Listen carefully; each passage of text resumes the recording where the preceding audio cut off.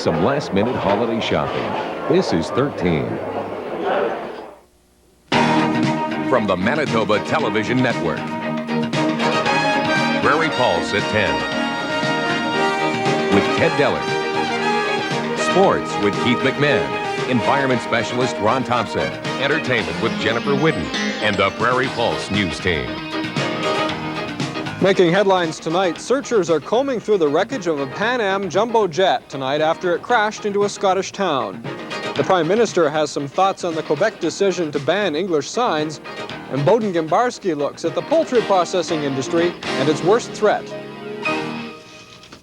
Good evening, everyone. A Pan Am jumbo jet carrying 258 people from London to New York crashed 31,000 feet into a Scottish village today, killing everyone on board. The crash set houses, cars, and a gas station in Lockerbie, Scotland, on fire. At least a dozen people were injured on the ground. The town is about 500 kilometers northwest of London. Pan Am officials told reporters tonight an incident had occurred on board the plane just moments before the crash. The Boeing 747 was carrying a full load of fuel, and it exploded into a giant fireball on impact. Jeffrey Archer has more on it for us from London. First pictures from the devastated town of Lockerbie show a string of houses set ablaze by the jet as it exploded in flames. The Pan Am Jumbo had been following its normal flight path north over Scotland. There were no signs of any problems with the flight. The last radio contact with the plane was at 7:15. Then radar screens lost contact, and it crashed with devastating force into the small town. Eyewitnesses said it made a massive crater next to a main road. It seems that all 258 people on board were killed, but it's not known how many casualties there are on the ground. People in the town talked of what they'd seen. And the whole sky lit up completely with just a red flash. And from that, there was a ball of fire went, 300 feet in the air and then mushroomed out. We thought it was a nuclear explosion, but obviously it wasn't. Just come round the corner and the A74 was covered with cars on fire and just debris all over the road. So we got out and did what we could in the way of seeing if there's anybody trapped in cars, but there was houses on fire everywhere. In the streets of Lockerbie, small pieces of wreckage were scattered, indicating the force of the explosion that ripped the plane to pieces. There are no reports that the pilot of the aircraft sent any messages reporting that he was in difficulty. This suggests that whatever disaster befell the jumbo jet happened very quickly indeed.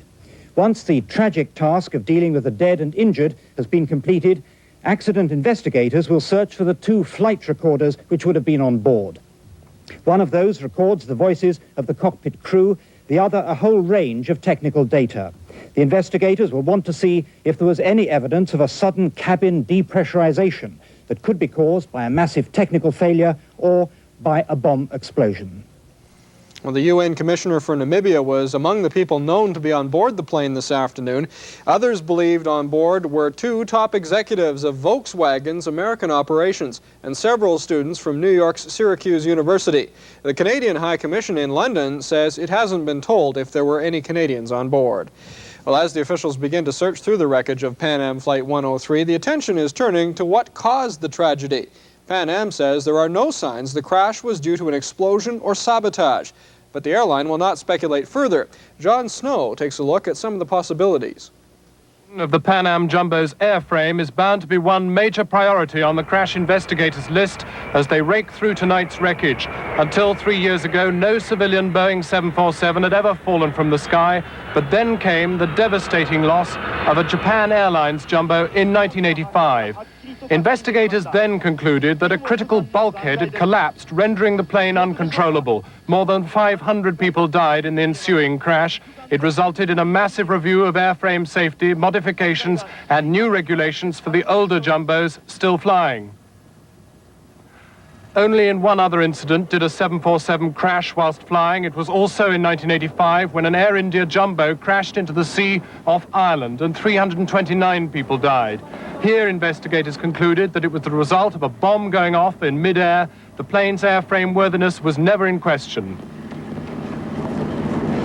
Until tonight, British skies, despite the dire warnings, have witnessed only 3 major air crash disasters in the past 21 years. Stockport in 1967, in which a plane crashed into a built-up area, 73 people died. Staines, near Heathrow in 72, when 118 people were killed aboard a BEA flight. Pilot error was blamed then. And most recently on the ground in Manchester in 1985, in which 54 people died. Here the accident was blamed on a 1 in a million failure in an engine.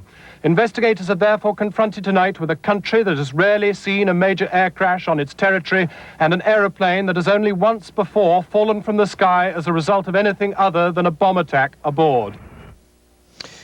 Closer to home, the Prime Minister has come out strongly against Quebec Premier Robert Bourassa's new language law that replaces Bill 101. The Quebec government overruled the Charter of Rights in order to forbid the use of English signs last week. After several days of tense silence, Brian Mulroney made his opposition to that move clear today.